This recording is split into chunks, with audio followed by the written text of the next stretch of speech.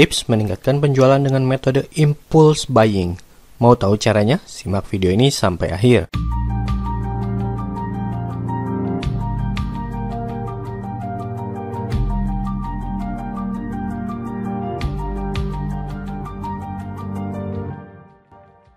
Assalamualaikum warahmatullahi wabarakatuh. Berjumpa lagi dengan saya Gustaf M dari channel YouTube Belajar Berbisnis. Ketika seorang calon pembeli berada di toko Anda, ada dua alasan mengapa dia akhirnya membeli produk yang Anda jual. Yang pertama, karena dia memang sudah merencanakan untuk membeli produk tersebut. Mungkin dia sudah mencari informasi mengenai produk dari internet atau dengan bertanya ke temannya yang lebih berpengalaman. Setelah mendapat informasi produk secara lengkap, si calon konsumen datang ke toko dan membeli produk tersebut. Yang kedua, calon konsumen datang ke toko tanpa rencana mau membeli apa. Kemudian, dia melihat produk dengan harga diskon dan sangat tertarik dengannya.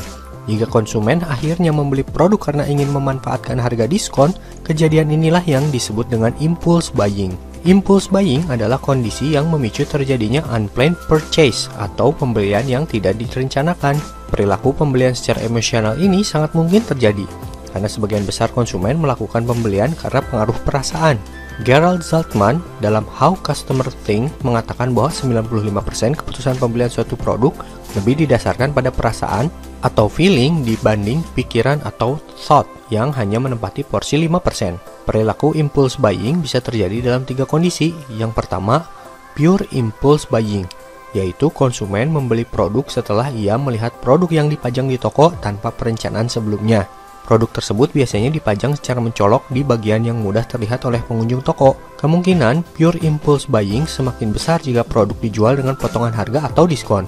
2. Reminder impulse buying, yaitu konsumen membeli produk yang dipajang di toko karena ia ingat pernah melihat iklan produk tersebut atau pernah mendengar cerita tentang produk tersebut dari orang lain. 3. Suggested impulse buying, yaitu konsumen membeli produk setelah membaca brosur atau leaflet yang menyertai produk. Pembelian juga bisa terjadi karena saran atau informasi produk yang disampaikan oleh karyawan atau SPG. Bagi pemasar, perilaku impulse buying merupakan suatu yang sangat menguntungkan. Konsumen yang tertarik secara emosional biasanya tidak melibatkan rasionalitas dalam keputusan pembelian produk. Kadang konsumen menggunakan alasan rasional hanya untuk membenarkan keputusan itu. Secara sederhana, konsumen sebenarnya membeli berdasarkan keinginan, bukan kebutuhan. Menurut S.C. Nielsen, sebanyak 85% pembelian di pasar modern terjadi tanpa rencana. Hanya 15% sisanya yang berdisiplin untuk berbelanja sesuai dengan daftar belanjaan mereka. Keberadaan impulse buying adalah peluang bagi pemasar untuk memperkenalkan produk baru. Melalui komunikasi yang efektif di dalam toko dan program promosi, hal ini akan mempengaruhi pilihan merek yang dibeli konsumen dan mendorong untuk belanja lebih banyak. Tapi, satu hal yang perlu Anda cermati, impulse buying harus diimbangi dengan kualitas produk yang bagus. Biasanya, setelah membeli dengan impulse buying, konsumen akan memperhitungkan dengan cermat produk yang dia beli. Jika akhirnya produk tersebut tidak memenuhi harapan konsumen, maka hal tersebut bisa menciptakan kesan buruk dalam benak konsumen. Hal ini akan merugikan, karena konsumen tersebut tidak akan melakukan pembelian ulang di toko Anda. Jadi, bijaklah dalam memanfaatkan impulse buying di toko Anda.